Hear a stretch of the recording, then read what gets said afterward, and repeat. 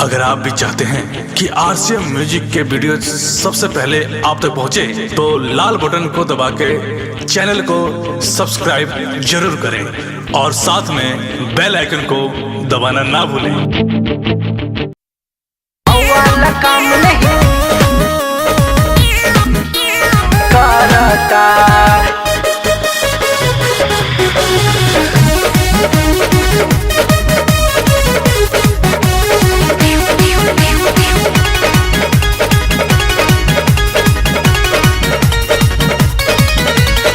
साथी रे सैया हमार सजिया पे कुछ नहीं करता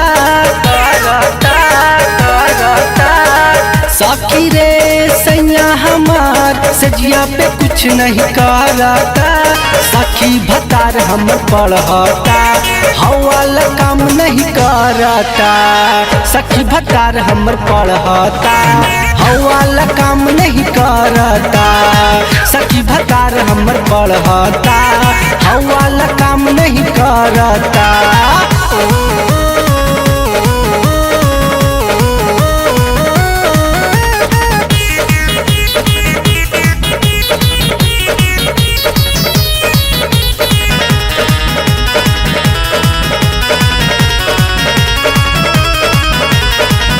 दिन रात सखी रे की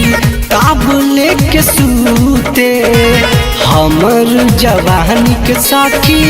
कहबो न पूछे हाँ दिन रात सखी रे की ताब लेके सूते हमर जवानी के साखी कहबो न पूछे माने ना बतिया हमार कलम से ढोड़ी में हूँ रहता माने ना बतिया हमार कलम से ढोड़ी में हूँ रहता सखी भतार हम पढ़ता हवाल काम नहीं करता सखी भतार हम पढ़ता हवाल काम नहीं करता सखी भतार हम पढ़ता हवाल काम नहीं करता।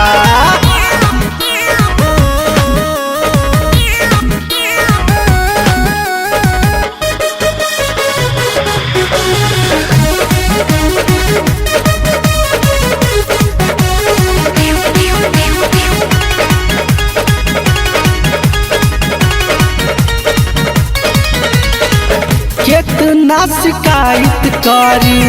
विकास सरवीन के मन कर अगुआ के